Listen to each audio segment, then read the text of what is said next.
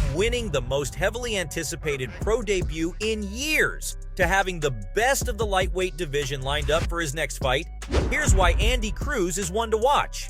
He is, hands down, one of the most impressive boxers to come out of Cuba's famous boxing program. His Olympic gold isn't the only thing he's got to boast about. The 27-year-old boxer's got 3 amateur world titles under his belt, and he's won twice at the Pan American Games. It's safe to say that his amateur career has been more than amazing. What makes him so special? Is it his boxing IQ? Or the way he fights with perfect speed and timing?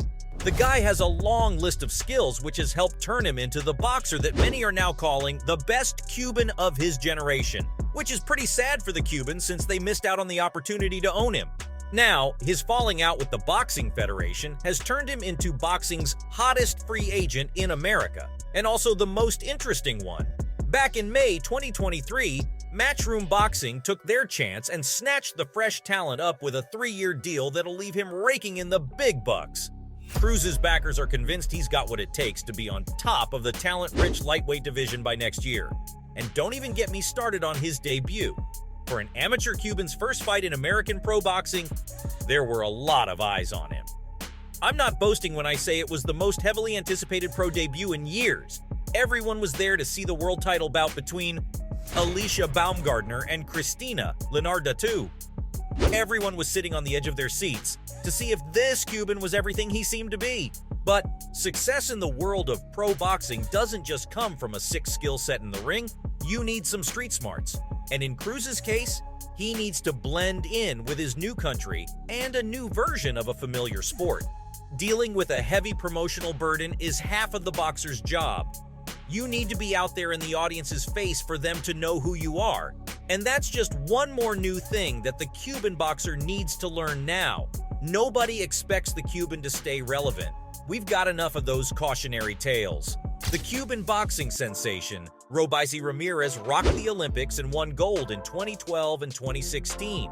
But when he jumped into the pro scene in 2019, things didn't go so smoothly. He ended up losing his first professional fight. Now he's the World Boxing Organization featherweight champion, but he blamed that early loss on struggling to shift from the amateur style to the pro style of boxing. And then there's Vasily Lomachenko, an Olympic champ in 2008 and 2012.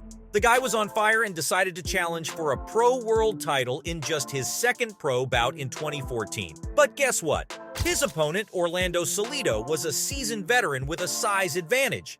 Salido roughed up Loma and ended up winning a 12-round decision. These stories showed that the jump from amateur to pro boxing ain't no joke.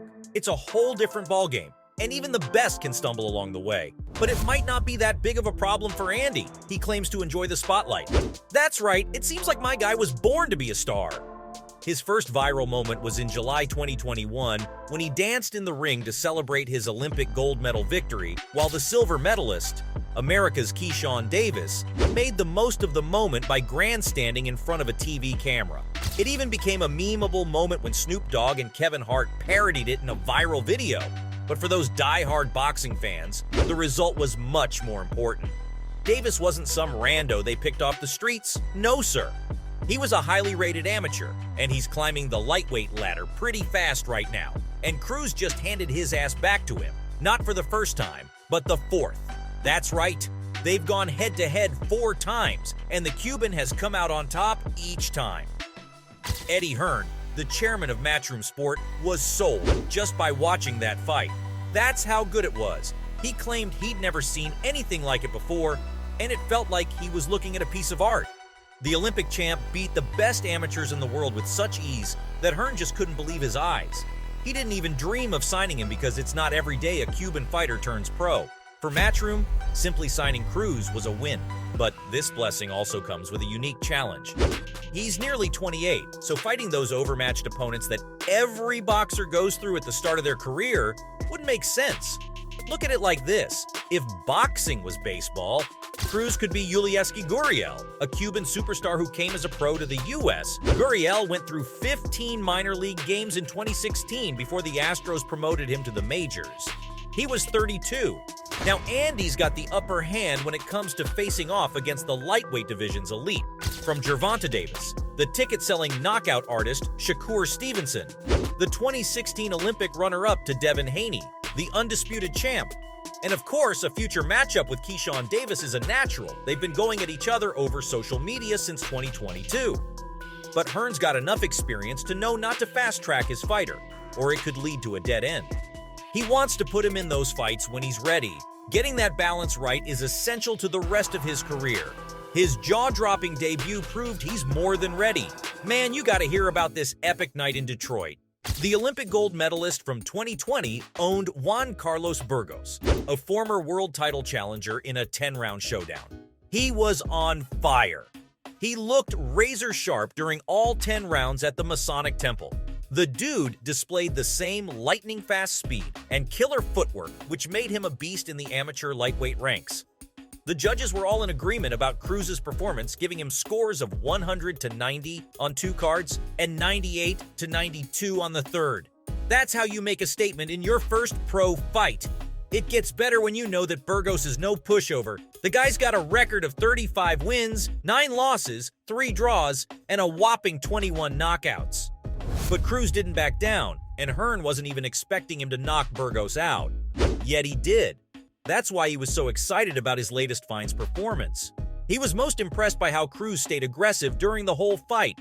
He didn't let up for a second, man. That's what his debut was like. No wonder people are asking if he could defeat fighters like that right now. He's not exactly a spring chicken, but he doesn't need to be in a hurry right now either. He's in his prime right now, and that's why everyone's thinking about what the next move for him is. All eyes are on him and Hearn. Some folks worry he might end up like Erislandy Lara and Guillermo Rigondeaux, stuck in the who needs him club. They were champs, but getting those legacy-defining and big-money fights was tough since everyone avoided them. Burgos was a solid choice as a first opponent. Some thought he should have won that world title attempt against Roman Martinez back in 2013, but hey, that's old news. So, was it a huge risk for Cruz? Not really. It was calculated. Burgos is still game, and he's never been stopped. He gave Andy a run for his money and lasted all 10 rounds. But the Cuban was looking fresh as a daisy from round 1 to round 10, and that's a promising sign for the future. Now, Eddie's got to be smart with his next move, He can't let his fighter end up like Devin Haney and Demetrius Andrade struggling to get those big fights. It's all about calculated risks.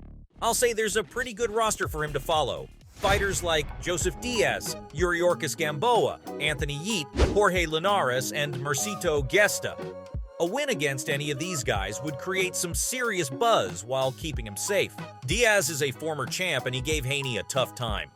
Gamboa might be a long shot because of his age and legal stuff, but it'd be a cool storyline. Yeet could be a good test since he went 9 rounds with Keyshawn Davis, and Jorge Linares is a lightweight legend, but he's past his prime, so that's an interesting challenge.